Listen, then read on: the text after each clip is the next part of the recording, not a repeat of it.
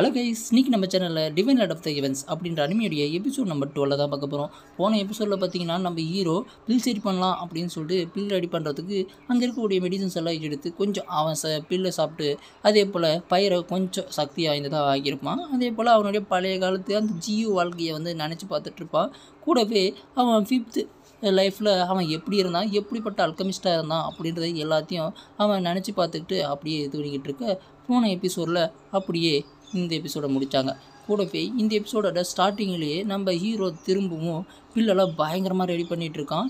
இங்கே ஃபர்னஸ் எல்லாத்தையும் கொளுத்தி விட்டு பயங்கரமாக பில் ரெடி பண்ண எல்லா மெடிசின்ஸையும் எடுத்து அது உள்ளே போட்டு மெடிசன்ஸோடைய கோர் எல்லாத்தையும் க்ளீன் பண்ணிகிட்டு இருக்க இப்போ நம்ம ஜிங் கேட்குறான், பிரதர் இது உண்மையிலேயே அற்புதம் பிரதர், நீங்கள் பயங்கரமாக பண்ணுறீங்க அப்படின்னு சொல்லிட்டு ஜிங் ஒரு பக்கம் பாராட்டிகிட்டு இருக்க அங்கே ஹீரோக்கே தெரியாமல் நம்ம ஹீரோவோட அப்பாவும் ஹீரோவோட அங்கிளும் பார்த்துக்கிட்டு பாரு எவ்வளோ பர்ஃபெக்டாக செய்கிறான்னு பாரு, இவனுடைய ஸ்கில்லெல்லாம் பயங்கரமாக இருக்குது, ஆனால் இதெல்லாமே ரொம்ப அற்புதமாக இருக்குது, இந்த மாதிரி குயின் ஃபேமிலிக்கு இந்த மாதிரி ஒரு ஜீனியஸ் கிடைப்பான் அப்படின்னு நான் நம்பவே இல்லை அப்படின்னு சொல்லிக்கிட்டு பேசிக்கிட்டு இருக்க அங்கேருந்து இறங்கி பார்த்துக்கிட்டு இருக்க அந்த இடத்துல அங்கே ஒரு காவலாளி யாராவது 2 பேர் இங்கே மேலே நின்றுருக்கீங்க அப்படின்னு பார்த்துக்கிட்டு இவன் அப்படியே சாதாரணமாக மழுப்பிட்டு டேய் நான் தான்டா அப்படின்னு சொல்லிட்டு இது பண்ணிக்கிட்டு என்ன மாஸ்டர் 2 பேர் இப்படி இருக்கீங்க அப்படின்னு சொல்ல இல்லை மேலே நேச்சுரல் ஃபிலாமினா கொஞ்சம் மாறி இருந்துச்சு அதை தான் பார்த்துட்டு இருந்தேன் ஒன்றும் இல்லை அப்படின்னு சொல்லிட்டு அங்கேருந்து எஸ் ஆயிடுறானுங்க. ஏன்னா திரும்பியும் பார்த்தா இவனுங்க இவ்வளோ ஆச்சரியமாக படுறாங்களே அப்படின்ற மாதிரி பாய மேலே கண்ணு வச்சுருவாங்க அப்படின்னு சொல்லிட்டு 2 பேர் அங்கேருந்து கிளம்ப இவனும் எட்டி பார்த்துட்டு இருக்கான்.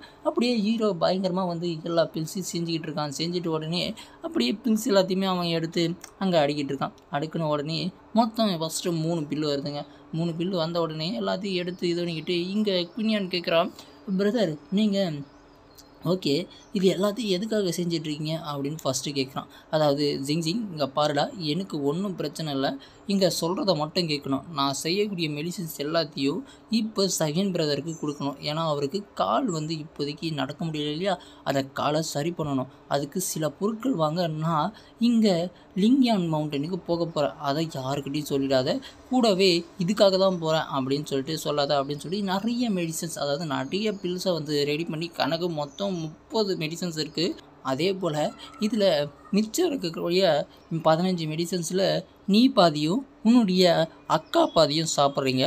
அதே போல் நான் இங்கேருந்து மவுண்டனுக்கு போனதுக்கப்புறம் நான் அங்கேருந்து திரும்பி வந்ததுக்கப்புறம் நீ எப்படியும் 4வது டோரை அன்லாக் பண்ணியிருப்ப அப்படின்னு சொல்லிட்டு ஹீரோ நம்ம ஜிங் கிட்ட சொல்லிட்டு இருக்க. அப்படியா பிரதர், செம பிரதர் அப்படின்னு சொல்லிட்டு இருக்க. சரி அவருக்கு ஏதோ மெடிசன் ரெடி பண்ண போகிறீங்க, ஏதோ வாங்க போகிறீங்க அப்படின்னு சொல்லிட்டு இருந்தீங்க இல்லையா, இது எல்லாத்தையும் நான் எல்லாருக்கிட்டையும் சொல்லட்டுமா அப்படின்னு சொல்ல யாருக்கிட்டையும் சொல்லக்கூடாது அப்படின்னு சொல்லிட்டு ஹீரோ அங்கேருந்து அந்த மெடிசன் பாக்ஸை எல்லாத்தையும் கொடுத்து அனுப்பிச்சிட்றான். கொடுத்து அனுப்பிச்ச உடனே அப்படியே அங்கே நைட்டு ஆகுது. நம்ம ஹீரோ உள்ளே உக்காந்துட்டு இப்போ நான் மவுண்டனுக்கு போகிறேன், அங்கே எனக்கு என்ன ஒன்றா ஆபத்து வரலாம், அதனால் எப்படியாவது இப்போ 5th கேட்லேருந்து 6th கேட்டுக்கு நான் எப்படியாவது அன்லாக் பண்ணியே ஆகணும் அப்படின்னு சொல்லிட்டு பயங்கரமாக ஹீரோ ப்ராக்டிஸ் பண்ணிகிட்ருக்கான்.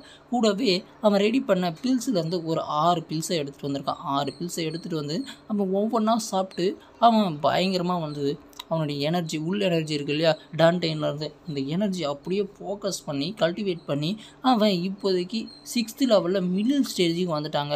அதுக்கப்புறமா ஹீரோ இன்னும் நினைக்கிறான் திரும்பவும் நம்ம கல்டிவேட் பண்ணுவோம், கூடவே திரும்பவும் இன்னொரு டோரையும் அன்லாக் பண்ண முடியுதா அப்படின்னு சொல்லிட்டு பார்க்கலாம்.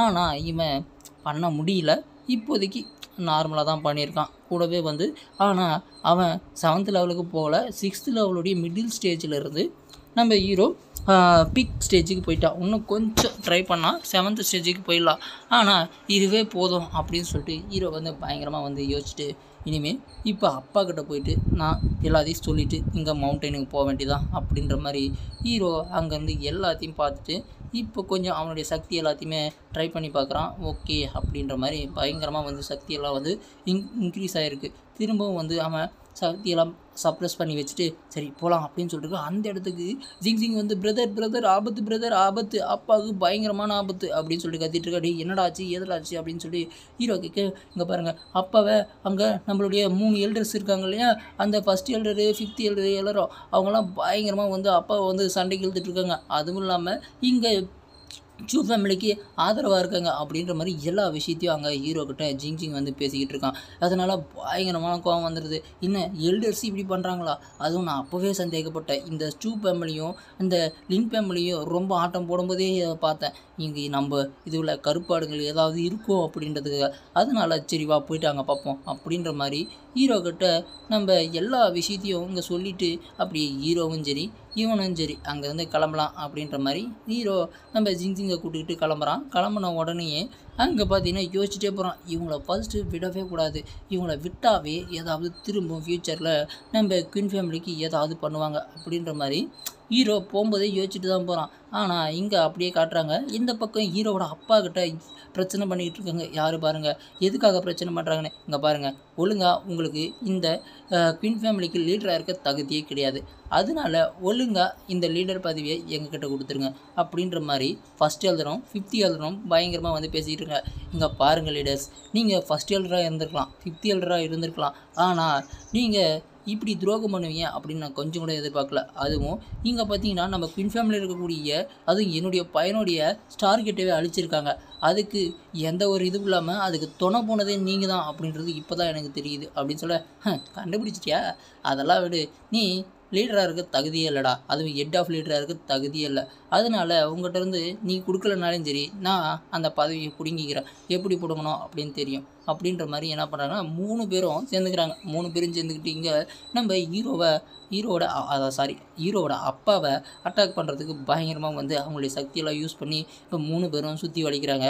ஹீரோவை அட்டாக் பண்ணாங்களா அதே மாதிரி தான். ஆனால் ஹீரோவை ஒவ்வொருத்திட்டும் தனித்தனியாக வந்து அட்டாக் பண்ணாங்க. ஆனால் இங்கே பார்த்தீங்கன்னா இங்கே இருக்கக்கூடிய எல்டர்ஸ் கூடவே சூ ஃபேமிலியிலேருந்து ஒருத்தன் வந்தான் இல்லையா, அவன் எல்லாரையும் சேர்ந்து அட்டாக் அப்படின்னு சொல்லிட்டு அட்டாக் பண்ணு இந்த எபிசோட் முடியுதுங்க. அடுத்த எபிசோடில் என்ன நடக்க போகுது, சடனாக ஹீரோ வந்து காப்பாற்றுவானா அப்படின்றது எல்லாத்தையுமே வந்து அடுத்தடுத்த எபிசோடில் பார்ப்போம். பாய்.